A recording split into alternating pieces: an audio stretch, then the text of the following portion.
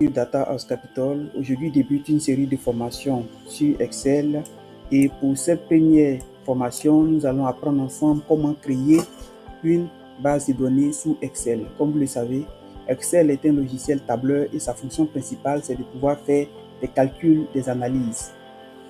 Et donc, pour pouvoir créer une base de données, il faut d'abord savoir qu'est-ce qu'une base de données. Et on saura ici qu'une base de données, c'est un système qui permet de stocker, organiser et retrouver des données liées à un thème ou une activité.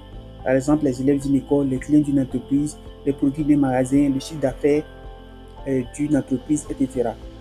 Les données sont généralement organisées en tables, donc on aura des lignes et des colonnes, ce qui va faciliter la manipulation et les recherches. Qu'est-ce qu'il faut retenir de cette définition? Deux choses. La base de données permet de stocker et d'organiser des données. Donc, c'est ce qu'il faut retenir de cette définition. La deuxième chose, quelles sont les caractéristiques d'une base de données? Comme on l'a dit dans la définition, la première caractéristique, c'est de pouvoir organiser les données, donc de pouvoir les structurer. La deuxième chose, c'est l'accessibilité. Donc, une fois qu'on a une base de données qui est consolidée, elle est consultable, elle est modifiable grâce à des logiciels spécialisés ou grâce à Excel directement, comme ça sera notre cas ici. La troisième chose, c'est la fiabilité. Une base de données qui est bien structurée et fiable, donc peut servir de base pour pouvoir prendre des décisions. On pourra par exemple éviter d'avoir des doublons, pouvoir les supprimer, etc. Et le quatrième élément ici, c'est la gestion. La base de données qui est bien structurée, elle est gérée par un système de gestion de base de données comme MySQL, Oracle, SQL Server, etc. Dans notre cas ici, ce sera Excel simplement pour les bases de données simples que nous allons gérer. La troisième chose, ce sont les principaux avantages ou utilités d'une base de données. Pourquoi c'est si important qu'on apprenne à créer une base de données? C'est pour deux choses. La base de données, elle permet de centraliser les informations. Donc, toutes les informations sont regroupées dans un seul système, ce qui évite d'être dispersées. Par exemple, on évitera que chaque classe d'une école ait son propre fichier Excel pour pouvoir enregistrer ses élèves et ses notes. Donc, on aura une base unique pour toute l'école. La base va retracer l'ensemble des élèves, l'ensemble de leurs notes et on pourra faire des analyses sur cette base-là.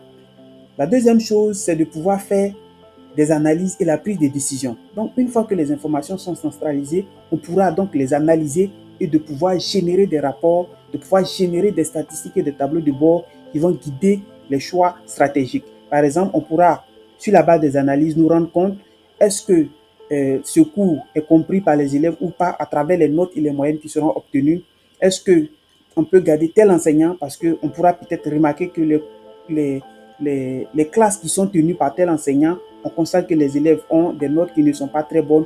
Donc, c'est l'ensemble des décisions qu'on pourra prendre à travers les analyses sur la base des informations pertinentes.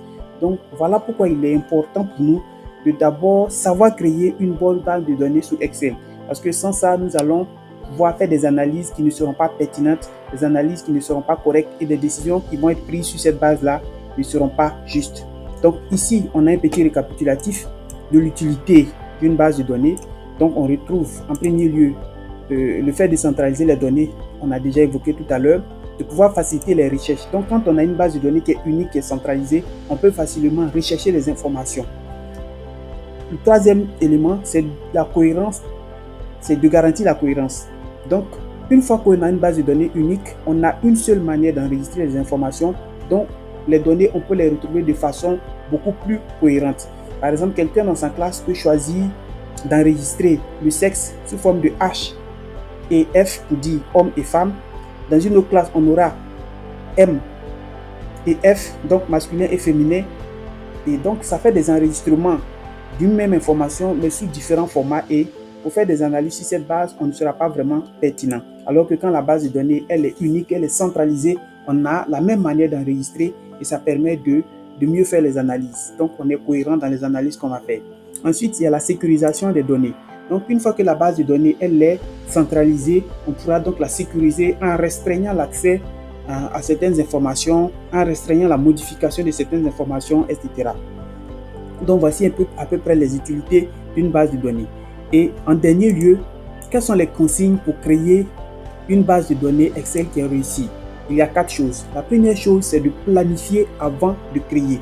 Donc, pour créer toute base de données, il faut d'abord planifier. Il faut savoir et définir clairement les informations qu'on veut gérer. Est-ce qu'on veut gérer les élèves? Est-ce qu'on veut gérer les enseignants? Est-ce qu'on veut gérer les matières? Est-ce qu'on veut gérer les notes? Quelle est l'information qu'on veut gérer?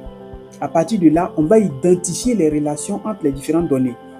Donc, comme l'exemple dans notre tableau ici, un élève appartient à une classe, une matière est enseignée par un professeur. Donc, un élève sera enregistré une seule fois sous son matricule. Il ne sera que dans une classe, il va participer au cours de plusieurs matières, alors que l'enseignant, il pourra enseigner plusieurs classes en même temps. Donc, il faut pouvoir identifier les relations entre les différents types de données. Donc, planifier, savoir quelle information on veut stocker. Et deuxièmement, quelles sont les relations entre les différentes données. Ça va nous éviter, par exemple, d'enregistrer des données qui ne sont pas pertinentes, qui ne sont pas utiles. Voilà. Et de pouvoir donc réduire le volume de notre base de données. Parce que qui dit données va dire aussi volume des fichiers qu'on aura à gérer. La deuxième chose, c'est de pouvoir structurer les données. Donc, il faut utiliser une ligne pour un enregistrement. Par exemple, un élève a une ligne pour enregistrer toutes ses données.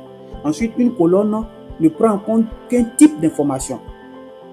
Si on a la colonne nom, on ne verra que dans cette colonne les noms et non d'autres informations. Si on a la colonne prénom, on n'aura que dans cette colonne des prénoms, ainsi de suite. Il faut éviter aussi de mélanger plusieurs informations dans une même cellule. Par exemple, dans une cellule, on retrouve 3e A M. Koné pour dire que la classe de 3e A est tenue par M. Koné. Un tel enregistrement est erroné parce que ça va biaiser les analyses. Il faut pouvoir utiliser une cellule pour une seule information en fonction de la donnée qui doit être saisie.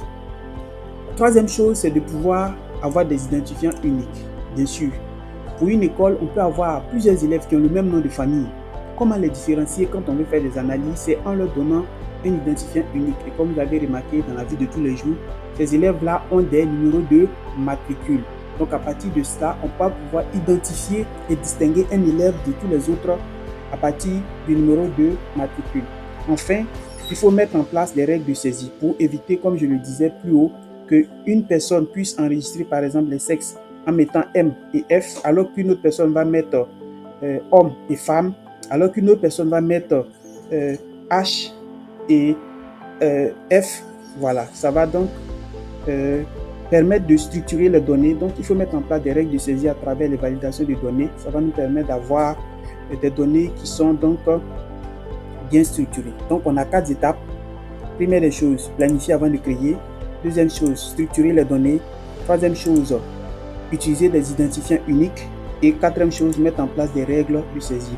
Quand on a observé toutes ces consignes-là, on pourra créer une base de données qui soit vraiment exploitable et qui va nous servir de base pour notre analyse. Donc, dans notre prochaine vidéo, nous verrons comment créer une base de données élèves, comment créer une base de données matière, comment créer une base de données notes. Comme vous le savez, les élèves participent à des cours, donc ils ont des matières. Ensuite, on a des notes. Et c'est à partir des notes qu'on va calculer les moyennes, qu'on aura les relevés de notes. Donc, ce sont plusieurs vidéos, plusieurs séries de vidéos que nous allons avoir. Et donc, nous vous invitons à